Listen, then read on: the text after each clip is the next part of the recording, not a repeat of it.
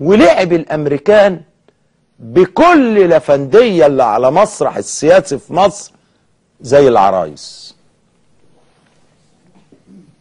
وقام عامل للمجلس العسكري ازاي؟ مش انت عامل لي فيها وطني وكنت مش شنج قوي وبتقول القانون وقاعد عمال تطلع لي لا مش عارف تحريات ومش عارف قواضي تحقيق وقاضي التحقيق والكلام ده. طيب يا اخوي ادي احنا هنوريك وهنطلعك قدام الشعب ان انت ما انتش عارف تحكم القرار. هذا هو السيناريو. احنا مش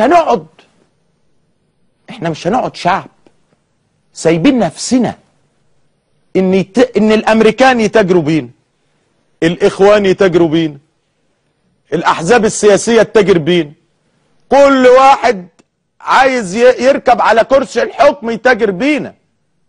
ما ينفعش.